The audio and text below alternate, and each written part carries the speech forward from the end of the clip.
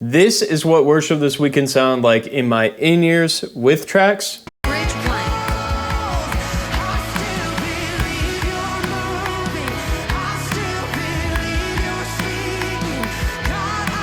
And this is what worship this weekend sounded like without any tracks.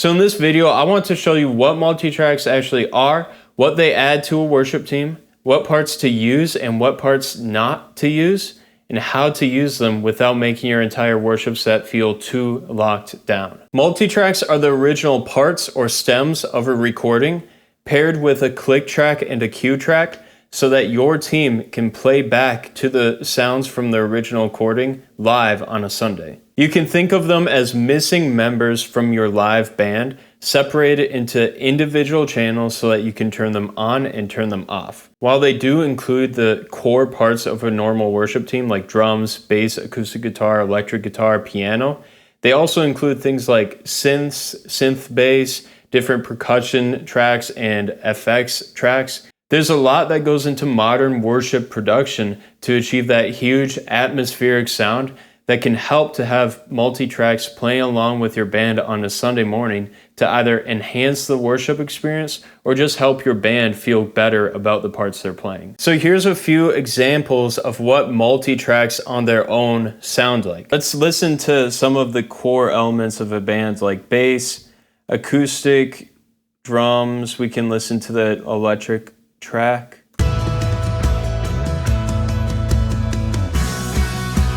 So that's like the main driver there, piano. So those are the main parts, but usually you use multi-tracks to fill other parts of the band. So let's listen to some of those.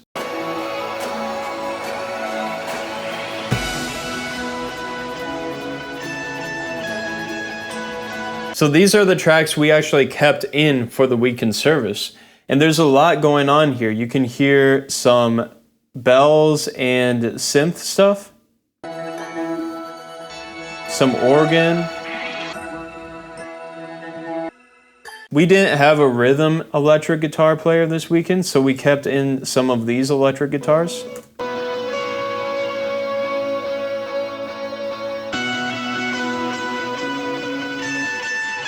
And then there's some of that percussion FX stuff I was talking about.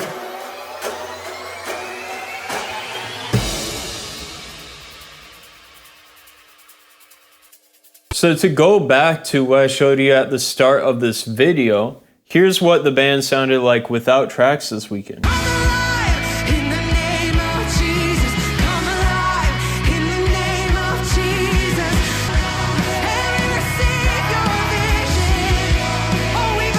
So it sounded really good, but if you compare that to like modern worship recordings, there's like a little bit of something missing. And that's where tracks come into play. They're not only meant to like replace specific players on your team that you would otherwise have.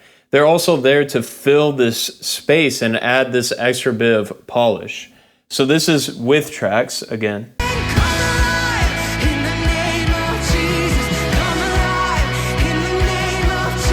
Without. And then you even hear like the FX part.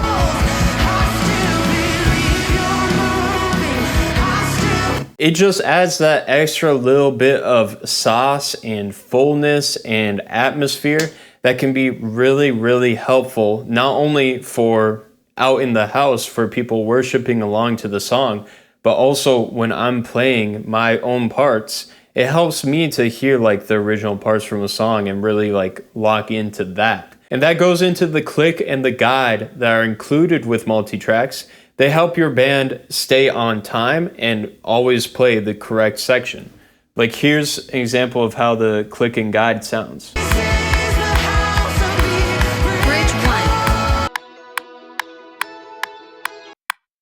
Bridge 1.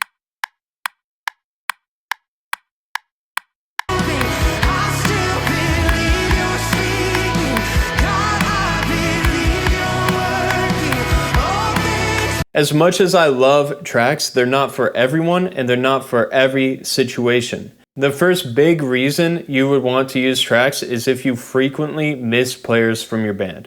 Like if you sometimes don't have an electric guitar, a rhythm electric guitar, acoustic, bass, keys, stuff like that is great to be covered by tracks. The second big reason, and in my opinion, the more exciting one, is if you just want to level up your worship experience and your team's musical excellence. Playing along with a click, playing along with a guide, playing along with a full production stem arrangement can really help your team lock in and just perform their parts way better. Tracks by no means should distract from worship. Rather, they supplement it and help with consistency on Sunday mornings, and they ultimately kind of help alleviate stress in your team or you as the worship leader or music director. So now I'll show you how I use tracks in the natural progression of how you might introduce tracks to your team so that you can make sure you're not detracting from a Sunday morning. Rather, you're introducing tracks in a way that cause your team to fall in love with them, just like how I love tracks, I guess. So the prerequisite to running tracks is that you have in-ears, an in-ear monitor system, and some way to run the tracks. I actually have a video where I cover in each budget range how you can introduce tracks to your team, and I can link that here or here. But this is how I use tracks and how I would start introducing them to your team. So the first thing I would do is I would start with click. Just run a click track on Sunday mornings along with your songs in the right BPM and meter. Just like that. That's all it has to be. And this will get your team used to playing with click. It'll help them lock in tempo-wise. And then the next thing you might do is you might introduce click and cues. 1, 2, intro, 2, 3, 4. So now you have cues in your ears so that you can play along to the exact arrangement on the song or whatever arrangement that you want. And if your band gets off the arrangement, there's no harm, no foul, no one hears out in the house. You guys just know hey, we got off the arrangement. So once your band gets used to playing with click and guide, then you can start throwing in tracks. So you either throw in the tracks that you need for core parts, or if you want to go the full synths, FX, you can do that too. It's whatever your church's vision is for how worship should sound. That's what you kind of have to submit to and think about and test out with your congregation without distracting from worship. So then we got all the tracks in now. 1, 2. And you just go through, take out what you want to take out, leave in what you want to leave in. Drums in.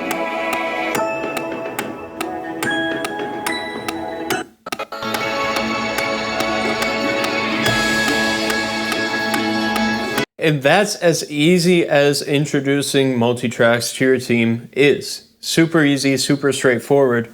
All you really have to do once you have a template like this, which is available for free at tracksbuilder.com/free. All you have to do once you have a template like this is drag your stems in, warp them to the correct tempo, and then transpose them to whatever key that you want them in.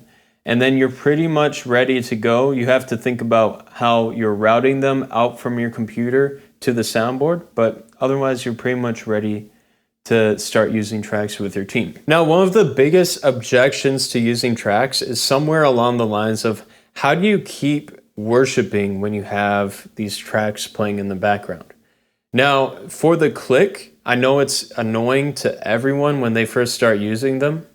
At some point, it will just become like white noise that helps your band stay together. Beyond that, when you're thinking about stuff like spontaneous worship, doing different arrangements, there's really a lot of workarounds to editing up different arrangements of the songs you want, and it can actually help you come up with much more creative arrangements and execute them in a good way.